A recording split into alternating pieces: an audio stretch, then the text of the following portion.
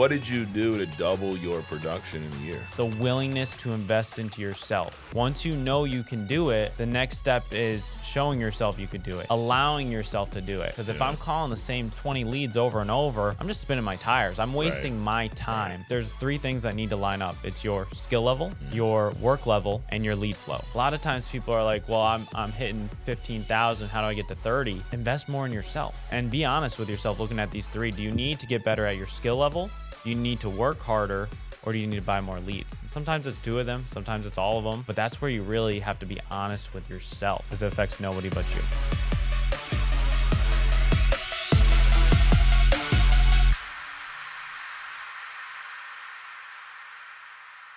All right, welcome to The Next Level. Got my man Dom Scalice with me today. How we doing, Dom? I'm thrilled to be here. Well, I appreciate you coming up, dude. Coming up from nice, warm Florida to nice it's not cold yet up here. It's a nice change of scenery. Yeah. Get outside, you feel a little bit, no moisture or anything, so it's good. Brings you back, right? Because I didn't know this when we did our other podcast that you were actually from upstate New York. Oh, yeah, I'm no stranger to the cold. Yeah.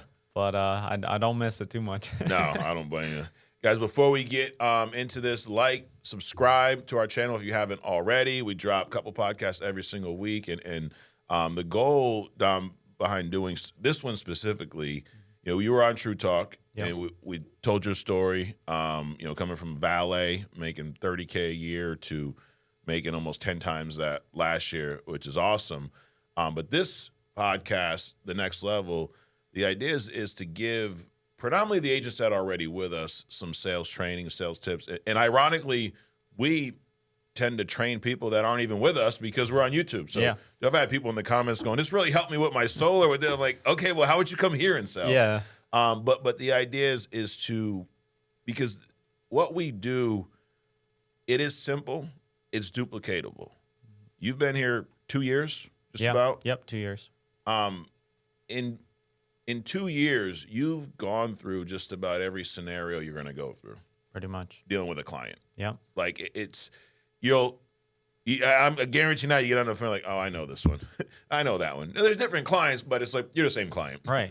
You're the guy that's going to say no. You're the guy that's going to say, I'll think about it. You're the engineer that's really smart, so I got to break it down more. Like, the clients are the clients. Yeah, it becomes systematic even Absolutely. too. And that's the beauty of it is once you get this down, you acquire the skills. Yep. Not easy to acquire the skills, but once you do, it's like, it's game over. Right. Sky's the limit. And even like, I haven't sold in, I don't know, over 5 years. But when I hear you guys tell these stories, a lot's changed, but a lot has stayed the same. Yeah. The process has changed. We used to drive out. There was no phone signature, none of that stuff. If I wanted to sell a policy, I had to get in my car, drive to your house, meet with you. Nowadays, it's done over the phone. Yeah. But the concepts are still the same. It's human nature you're dealing with. You're dealing with people that don't want to be taken advantage of, and they want to make sure they're getting the best deal. Yep. So as long as you address those points, and there's certain ways to do it, which we'll go over. Right. But that's all they want. It's simple. It's simple. It's not easy. Correct. And the key to what we do is it's a lead-based sale. I've never done any cold calling, door knocking. I never will. No. I never want to be the guy, Dom, calling you up when you didn't ask me for something. You fill out a form, whether it was online, direct mail, whatever. You've now asked me for something. Right. Now I'm going to call you. And they raised their hand. They said, hey, I'm interested in this in some way, shape, or form. I want more info. And you're just there to help them. You fill the order. It makes it very easy in that sense. In fact, because of that, when you're recruiting, I'm more interested in finding someone who doesn't have a sales background. Because the guy comes in, I sold for this many years, and I sell ice to an Eskimo, all this stupid shit they say. And it's like, that's not what we do here, though. We're, like you said, we're filling orders. People are asking for help, and we're helping them. I'm not really a salesman at the end of the day. I'm a order filler. There you It's go. like, and you're right. It's when you have someone that feels they know what they're doing, it's like you got to leave your ego at the door. Right. You could either have a big ego or a big business. Absolutely. So you started with us in 2024? 2023, 2023, yeah. And you had said to me on our True Talk that you struggled for the first, 3 months? 3 months, realistically, yeah. What define that struggle? So, walk us through the first month. Yeah. What was it like? So the first month, it was a lot of it was on, all of it was on me. Yeah. It was, but the problem is I didn't realize that. Okay. I always thought, I'm like, man, this guy I just called, he's the problem. And somebody had to beat it in my mind. Marissa, it was my first appointment, and they wouldn't give me their social. And I was like, oh, I sent her a long message, and I was like, this person wouldn't give me their social. They did this, they did that, they did the other thing. This is your first appointment? First appointment ever. And she did not respond to my text. and later on our team call, she called me out without naming me of like, hey, like, it's your fault. You need to take accountability. They didn't give that to you because you did something. You didn't do something, whatever it is. And it's like, then I was like, okay, damn, like that makes a lot more sense. Yeah. So realizing accountability accountability is probably the first thing that I learned. It's like, it's what I did. And in the same sense, it's what I can do better to get a better result. Right. And that's the key. Once you accept that it's on you, you can get better. Yeah. And before you do that, you're going to continue to struggle. And this was an in-home, right? This was an in-home, yeah. So you went out to the house, client filled out a lead. Yeah. You booked the appointment. You got to the house. You got to an application because you're asking social. Right.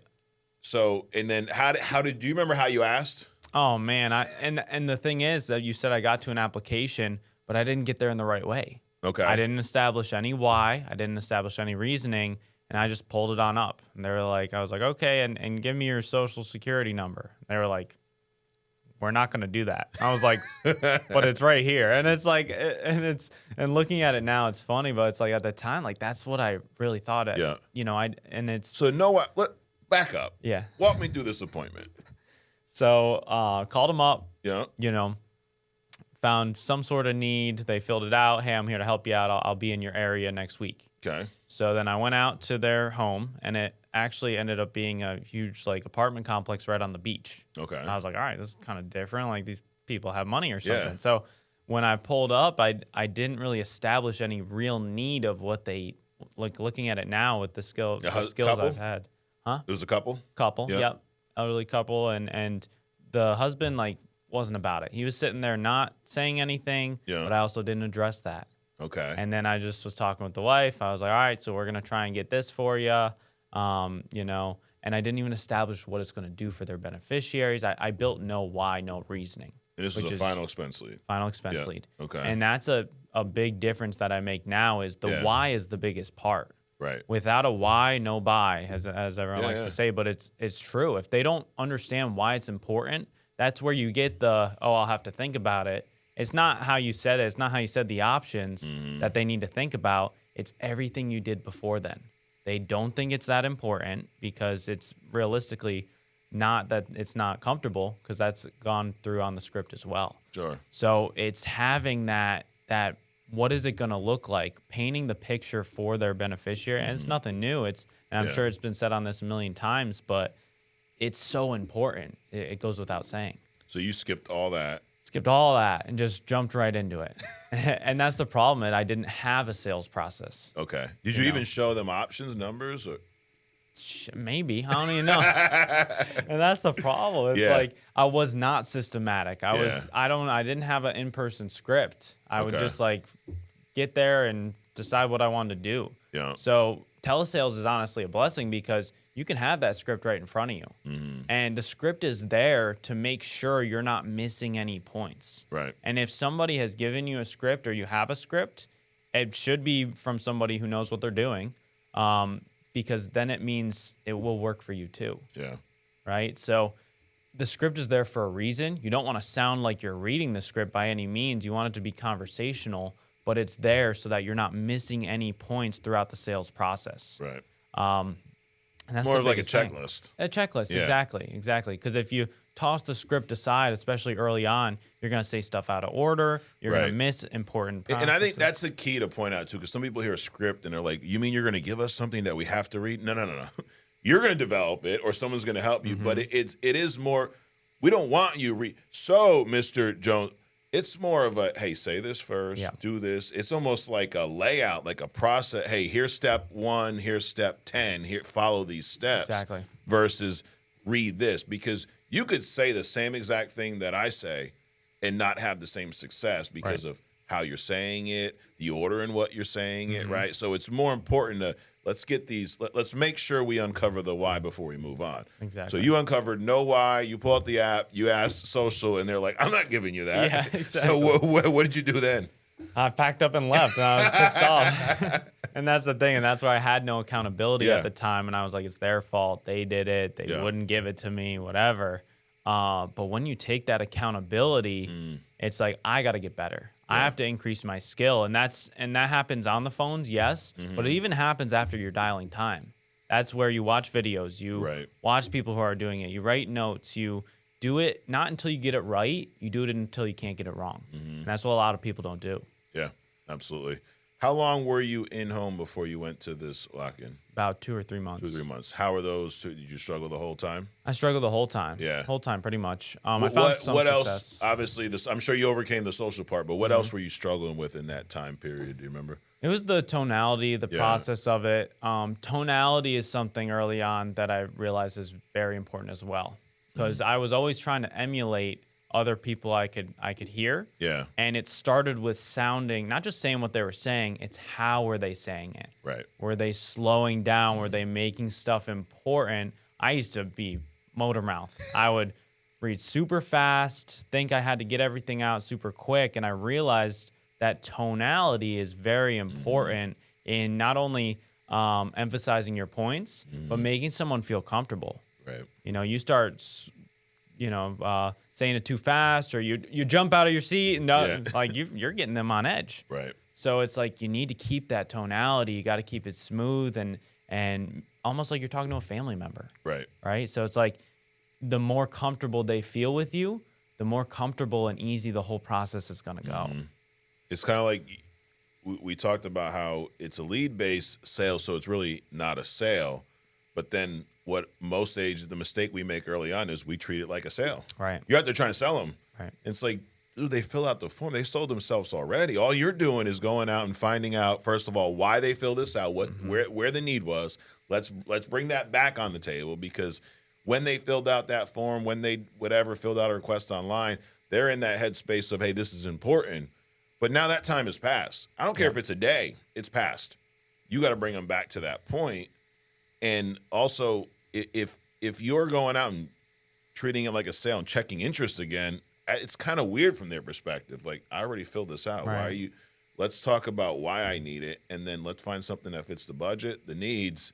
And if you trust me, there's no reason why you wouldn't do it. You hit those few points. Those are the things that have remained the same. Yes. A lot has changed. But those key things of, does it fit their budget? Do they like and trust me? Did we really establish the why? Like, did I get you, Dom, to say, hey, here's why I need it?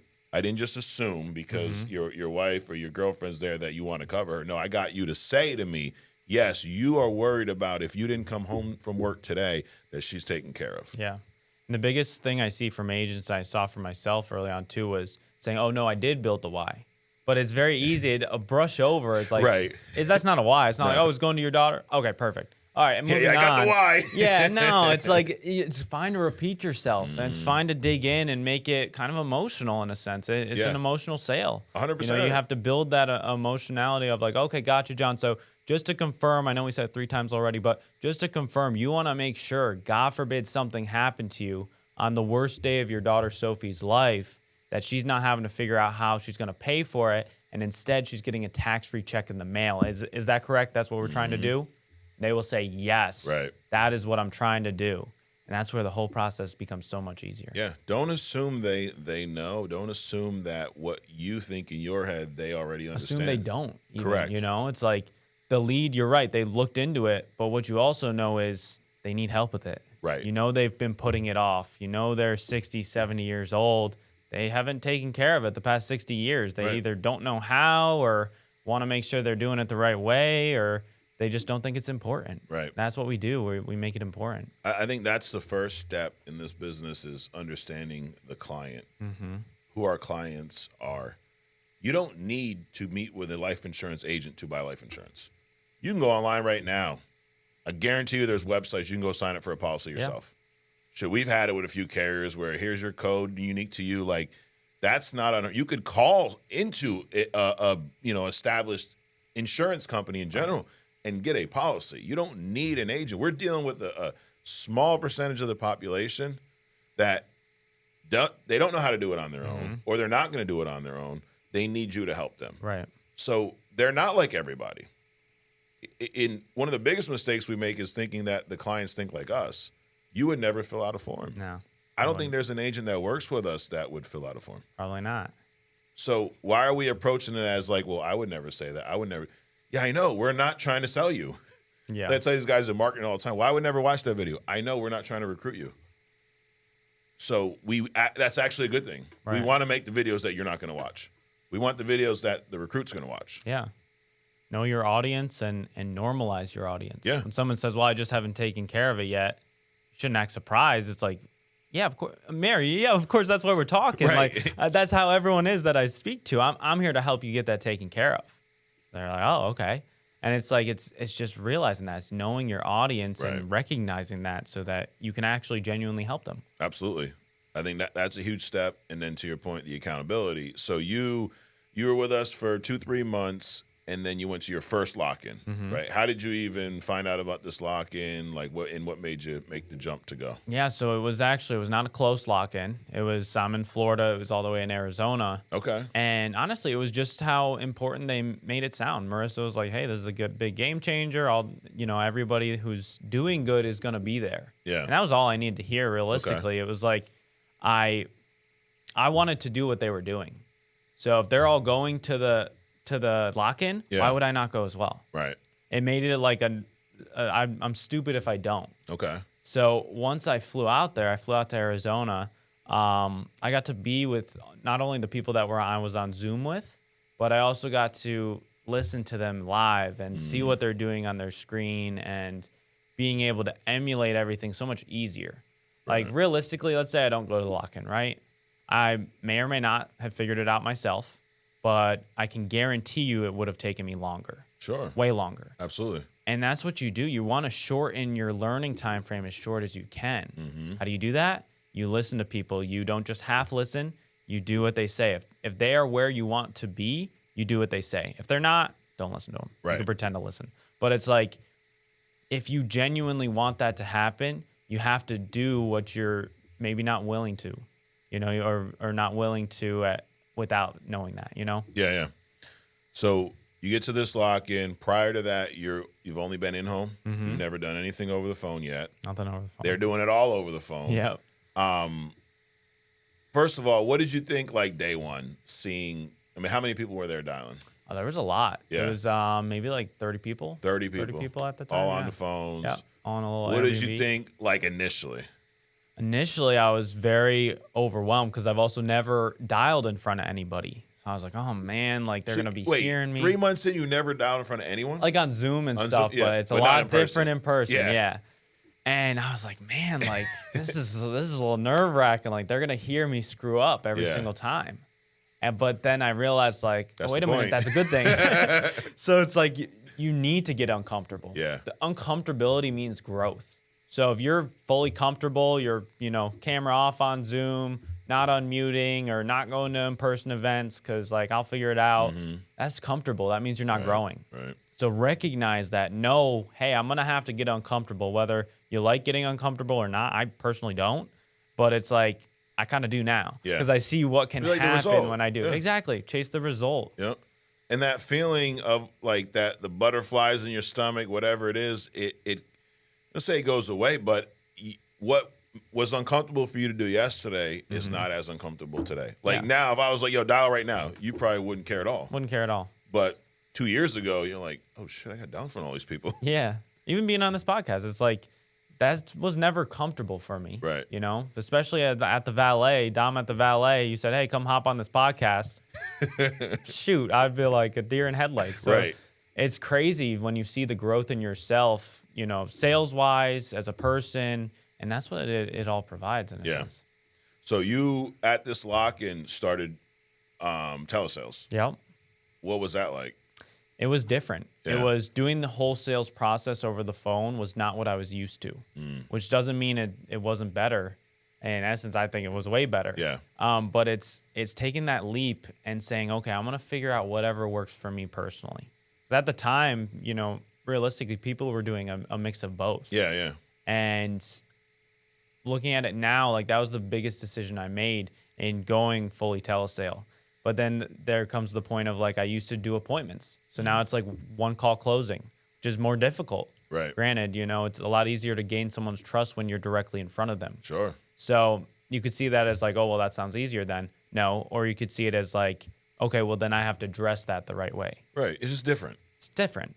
Different is sometimes I think better. sometimes we get so caught up in it's better, it's not, it's easier. Yeah. Who the hell knows? It's just different. Exactly. It's different because you can get just as good at this, and you can argue that maybe this is better because y'all are selling twice as much as we used to sell when we were in home. Yeah. So maybe it is. And that's what I was chasing. It was the amount of at-bats. I didn't like driving out an hour and, you know, that maybe they're not home. Doesn't matter, but man, you lost the time.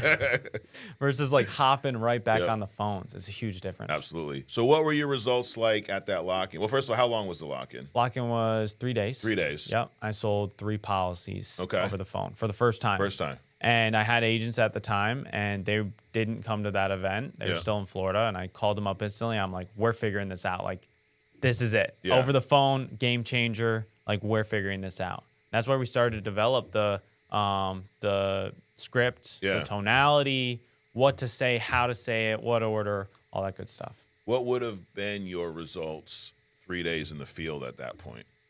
Not 3 sales, I'll tell you that much. No, not at that point. Wow. And it's just I got, the more uncomfortable I got, the more I grew. Yeah. So it's like me being at that lock-in was super uncomfortable. Super uncomfortable. Yeah. And I think that's why I did so good. When you have people challenging you, I've also dialed the most I've ever dialed at that event. Really? You know, because when you have people at your back and side by side you that like, come on, pushing you, it emulates that like, all right, like we're a team. Let's get this done. Yeah. Let's lift each other up when the other's falling down a little bit. And it's like, let's get through this together. Where are you at financially at that point? Because flying to Arizona, that ain't cheap. Staying there for a few days, like, was it an easy decision to make? Was money tight? What was it like for you? Money was tight. I mean, coming into this business, I did not have a lot of money. I was coming from the ballet. Yeah. I had about $6,000 in my bank account. Okay. And when you joined this business. When I joined this business. Yeah. And like I said, I didn't have a whole lot of expenses. I had my rent at the time. It was like $1,000 and food, whatever. But I knew it took leads. So that was one thing I will say off the rip. I was never afraid to buy leads because I understood that's what this business took. Okay. To your point of I don't want to knock on doors. I don't want to knock on doors either. So it's like I'm going to take the way that other people are having success with. Yeah. And I don't even have to second guess it. I see it working for them. Why not me? Right. So the ability for me to buy leads was not comfortable by any means. But when you buy that $1,000 batch of leads, it puts your back against the wall. It makes you work harder. What do you think that trip cost you? Leads, travel, hotel, whatever. What do you think out of pocket? Out of pocket, priceless.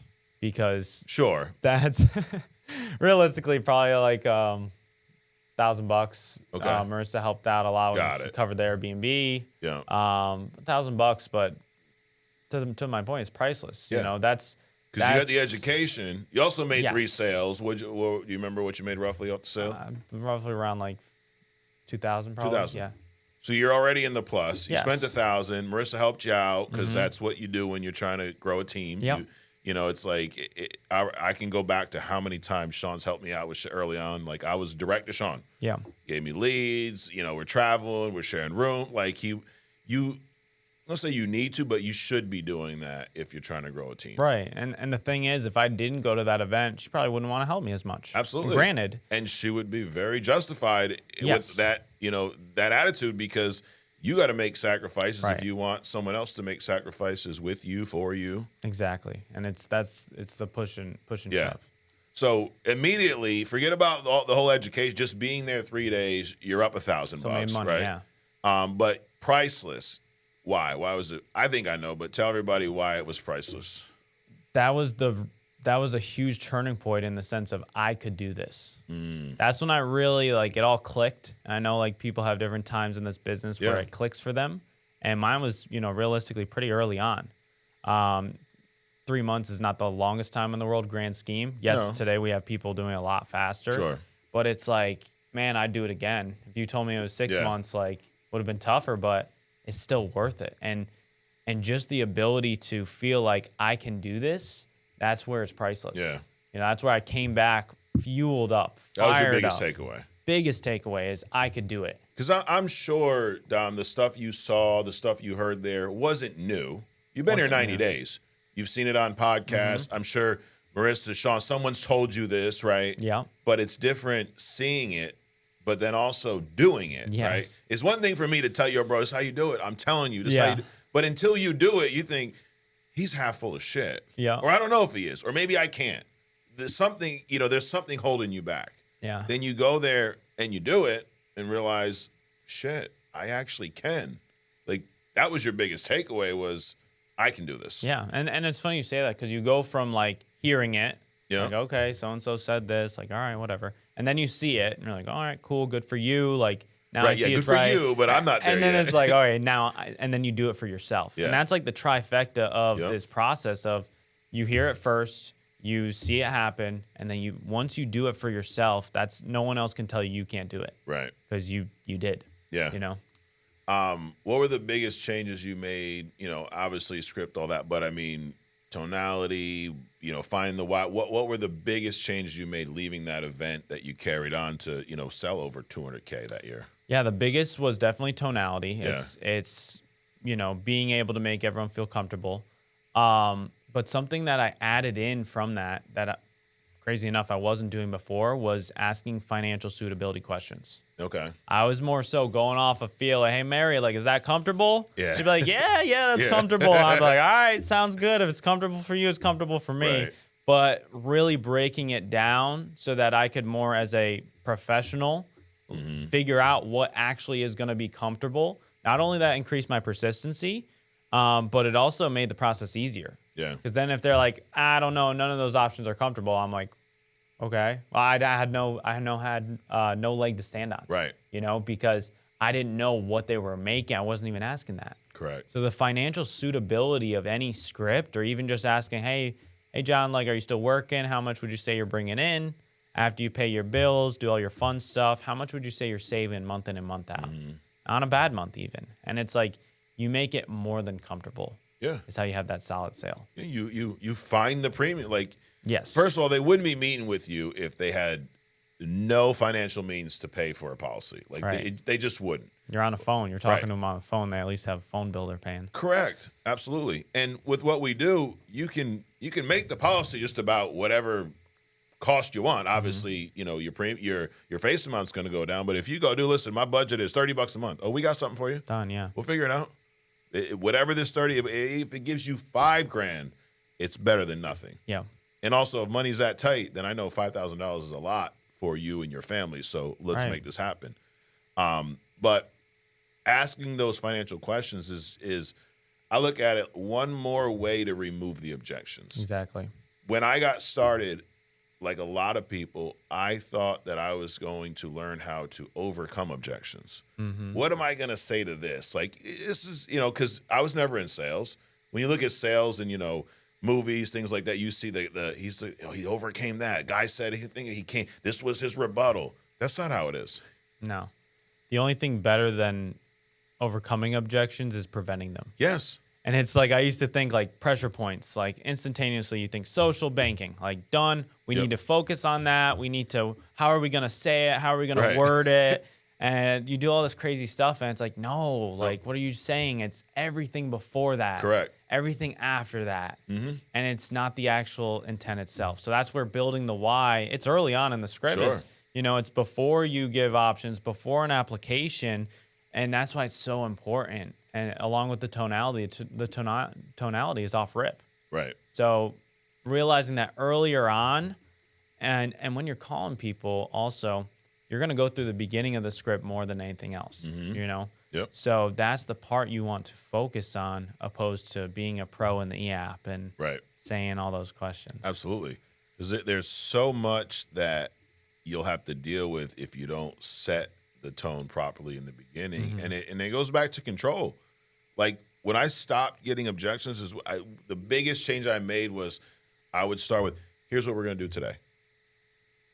I'm going to ask some questions, find out what you're actually eligible for. I'm going to show you some options. We're going to find something that fits your budget. And if everything makes sense, I'm going to help you make an application. Yep. If that application gets approved, you'd be covered. Now, there's other stuff, but setting that tone versus just, hey, what's your social security number? Yeah.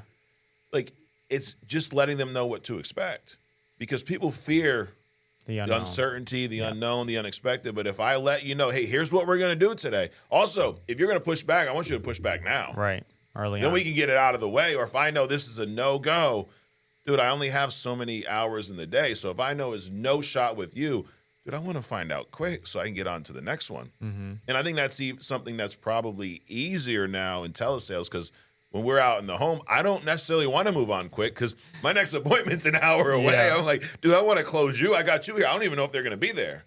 But on the phone, I could just, all right, let me call the next one, call the next one, call the next one. Yes. You know?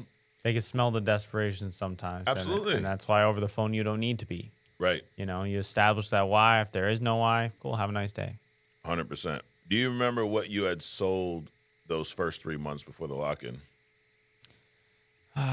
Probably like 10,000. 10,000. Combined. Yeah. So it's like nothing that, it was like just having me break even, lose a little bit here and there. But like grand scheme, it doesn't matter. It doesn't matter. If you're breaking even and you're able to get all those skills and not have to spend too much money, Right. like on my 4-year degree, I spent a lot more than a couple $1,000. I'll tell you that much. Sure. So it's like once you put it in that perspective of like, you're not supposed to be a killer off rip. You're not supposed to. It's, if you are, you're probably doing something wrong. Yeah, and it's like, yeah, that's part of the process. You're not supposed to. You're supposed to struggle. Yeah. You know, and if you can struggle and kind of like just getting by or like a couple grand here and there, it's like you're gaining that knowledge. You're learning that process, but you have to get better. Absolutely. You know, you have to want to get better as well. What month was the lock-in? It was in October. Okay. And so that was about the 3-month mark for me at that point. Got it. And that was 23. Yeah. And so what did you end up finishing the year at, 23? Maybe 50. 50. Okay. 50-ish, I think. So you sold about 40K after that, Yes. but then your next year, 234. Go time. And now, so that was great, but you've already sold about, actually we're in September, so you probably sold more than that this year. What did you do this year to increase your volume? I mean, pretty much, it's gonna, at the end of the year, it's going to be a double, right? You'll hit, what's your goal, 400 or 500K? My goal is Hall of Fame. Hall of Fame, You know, so I want to minimally hit 4. Hall of Fame, yeah. And you're on track. I mean, it's just don't take a bunch of time off. Yes. You're right on track. Yeah. But so what did you do to double your production in a year? It's very simple, because once you get those soft skills down, like we said, it's nothing new. People have talked about it before. You can watch 20 other videos going over. Yeah. But it's the willingness to invest into yourself. Once you know you can do it, the next step is showing yourself you could do it, is allowing yourself to do it. Because if I'm calling the same 20 leads over and over, I'm just spinning my tires. I'm wasting my time, nobody else's. So there's 3 things that need to line up. It's your skill level, your work level, and your lead flow. Can't have one without the other. You could be the best on the phones, you're working all day, you have nobody to call, it doesn't matter. Correct. So it all needs to line up, and the more that you trust yourself, trust your skills, that's where you get over that hump. Yeah. A lot of times people are like, well, I'm hitting 15,000, how do I get to 30? It's like, just invest more in yourself. Right. And be honest with yourself looking at these 3. Do you need to get better at your skill level? Do you need to work harder? Or do you need to buy more leads? And sometimes it's 2 of them. Sometimes it's all of them. But that's where you really have to be honest with yourself. Yeah. Because it affects nobody but you. Absolutely. Well, Dom, that was great. I want to give a shout out to our agent of the week. So it's funny, we actually had Nicolette up here about 2 weeks ago. She's an agent with Jay Masca, and her agency just did over 2.7 million. So she is kicking ass. She has a nice little video for us here. So let's check this out. My advice to a new agent is make a decision and stick to it. Most people fail in this business not because they can't do it, but because they give up on themselves too soon. So make a decision that you are going to figure this out, make it happen for yourself, stick to it, stay true to yourself, and do not give up. I mean, it really speaks to everything we're talking about. Like, how many agents do you think are? You ever see those memes like where the guys, there's 2 people digging in a cave, And the gold's right there, dude. Right there. Yep. And the one guy quits, and the guy below is like, no, screw it, I'm going to stick to it. And he gets to the gold. Yeah. And that's so true in anything in life. Especially what we do exactly here, in life. Yeah. You know, it's everything. It goes deeper than just sales. It's only hurting yourself. Correct. You know, you're the only one it affects. That guy that turned around before the diamonds, it doesn't affect anybody else but him. No, it's like, it's kind of like what Sean said to you when he first met you. What do you got to lose? Right. You didn't have an insurance license then. We cover the course. I mean, you're out of pocket, maybe $100, $200 total with state fees and shit like that. What do you have to lose? Give it a shot. Exactly. And give it a real shot. Yeah. You know, I didn't just go until like I was like, no, it's harder than I thought. Right. No, you keep going until you tell yourself like, I am going to win. Like, it's not over until I win. That whole correct. Well, I mean, there too. It's like, it's so true. You dictate the outcome. You dictate whether it takes a year. It's once you have a worthy ideal of what you want to become, you will always get there. It's just a matter of how long. Yeah. So that's what sometimes people don't understand. They think it comes with a time frame. It doesn't. Right. There is no time frame on success. And we're talking like 90 days. Like, you think about, you want to be a doctor. Dude, how many years you got to go to college? Shit. What, probably 8? Yeah. Minimally? I don't know. I've not gone to college. Never been to college. I drove past them. We at Yale down the street in New Haven. I drive past it a lot of time, but I've never been to one. But you can literally, in 90 days, figure out how to make money here to the point where, like, you're going to make this year more than a lot of doctors. Is that crazy? That's crazy. And when you think about, like, from an education standpoint, obviously you're always getting on training, but you're early. If you just take those 90 days, like, so you mean that he learned how to do this in 90 days, and in his second full year here, he'll make more. Even personally, you can even remove your agency overrides. Personally, you'll make more than most doctors. That's nuts. And it shows, like, the perspective is everything. Yeah. You say 90 days, it's like, oh, man, 90 days, like 2 weeks in, I should be killing it. Like, no, look, I went to school for 4 years. You combine high school and everything. It's like, I was willing to do that. Why would you not be willing to give it 90 days? Correct. You know? I mean, it's a great point. You didn't just go to school for 4 years. You went for, 16 years, 17. I don't know if you had preschool, Head Start. But 17 years of schooling, and you said to me on True Talk when you started applying for marketing jobs, which is what you paid to go to school for, that was your degree. Yeah. They were offering you what to start? Like 30,000. And get this, though. The good companies, because I looked into something I was really thinking of at the time was pharmaceutical sales. Okay. So get this, pharmaceutical sales, after I had my degree, which I don't know why they required a degree for sales, they wanted 2 to 5 years of experience in order to get an entry-level job at one of the good companies. Yeah. And I was genuinely considering it at the time because I didn't think there was an alternative. Right. But once you think about that, 2 to 5 years, entry level was like 60,000 or something, and it's like, for what? So, 2 to 5 so you'd years. have to go 2 to 5 years somewhere else, get experience, probably making 30, to then get a job making 60. Yeah, at this where I'm good bottom company. of the barrel yet again 2 years later. Wow.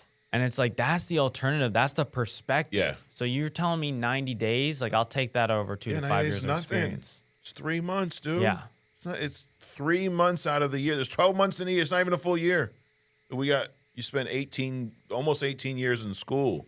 You're okay with doing that, but you won't sell out for 90 days. Right. You got to bet on yourself. I think that's the key too. Is bet on yourself. Yeah. You got to believe in yourself, and a lot of times we don't. I think you experienced a lot of like what I experienced with Sean. With Sean and Marissa was they saw something in you before you did. Exactly. They believed in me way before I did. 100%. I just didn't see it. I'm kind of like, all right, like whatever he says, like, you know, maybe it's a little true, whatever. But like looking at it now, it's like it was always there. Yeah. But like, why did it take somebody else believing in you? Why couldn't you just believe in yourself? It does. I remember thinking like, dude, Sean, I don't know what you see, bro. Like you get your eyes checked, bro, because I don't see this shit. I'm struggling, but I'm glad I never quit. And like, you know, it's most of you guys that are struggling, I guarantee you're right there. You're not missing a lot because what we do is simple. Number one, it ain't rocket science. It ain't like, yeah, no, you're good. You need 3 more weeks of this and a year of this and 2 to 5.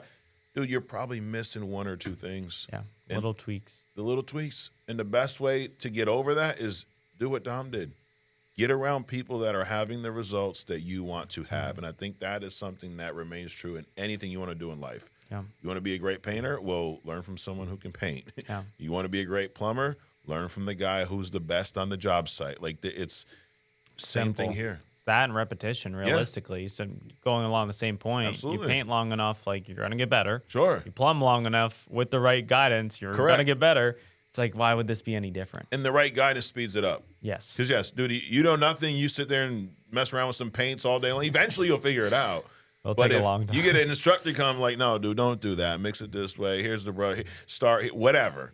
You're going to speed it up. Just like here. Can you figure it out on your own? Sure.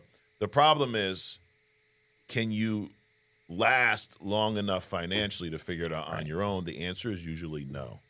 And that's why it takes things like a sacrifice. And dude, sacrifice is a stretch. Like, you got on a plane, an air-conditioned plane. You flew across the country to an Airbnb Yeah. that someone else took care of. Exactly. You got trained by people that knew what they were doing, and you made money while you were there. Like, oh my God, you sacrificed so much. Like, but So hard, yeah. just do it. Yeah. Take that leap of faith. Have some respect for yourself. Absolutely. Have some respect for yourself. And where can you go to get an event? Go to an event like this. Since you've asked, there's Ignite. That is in October 2nd. Thursday, October 2nd, you go to igniteevent.com, and that's spelled IGNYTE event.com. In Palm Beach, great event. And then we have our annual convention in January of next year at the Irving Convention Center. Great facility, great place. Like I said to these guys last year, I want to stay here until we outgrow it because it's just so convenient. And I've heard this from, fortunately, I never did sales prior to this. So I don't have these bad experiences of going to events where nobody shares anything. You hear these horror stories like real estate, like it's rah-rah. yeah, it's all exciting, but no one wants to tell you what they're doing because they're afraid you're going to steal it and somehow take over because there isn't millions upon millions of people in this country.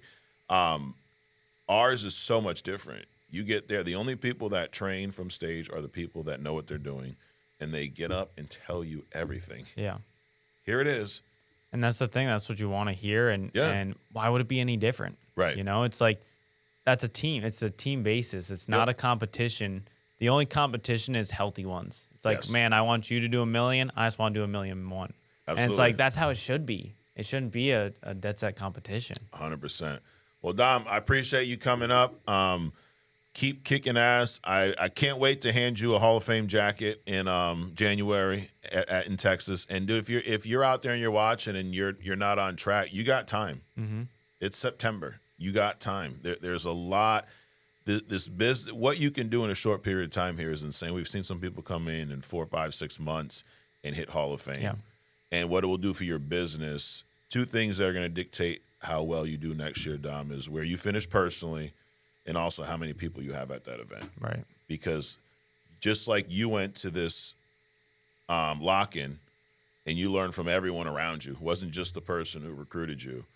When you bring people to these events, we do the work for you. It's one thing if you're telling me, you recruit me, you're telling me, you're one voice.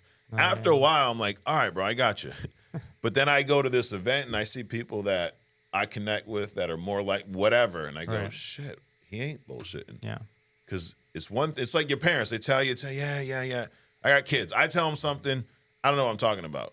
And they come home. Dad, you know what? So-and-so said. I'm like, no shit. The third-party validation. Yeah. And it makes it more real. It does. You know, one guy telling you, like, on the phone, like, man, this is crazy. And I'm like, okay, whatever. You go to an event where it's a massive place, and it's filled with people who have been doing it for so long, and you know, it gives it validity. Absolutely. Well, thanks again, dude. Guys, go to fflconvention.com. Get registered for that event. And again, igniteevent.com for the event in October. I appreciate you coming up, and I appreciate you guys watching. Subscribe if you haven't already. And that's key. Like you said several times, watch all the trainings. I get on this, I get on that. Because how else are you going to get better at this if you're not immersing yourself in this industry, in this business as much as possible? Get obsessed. Absolutely. Guys, thanks for watching. We'll see you next week right here on The Next Level.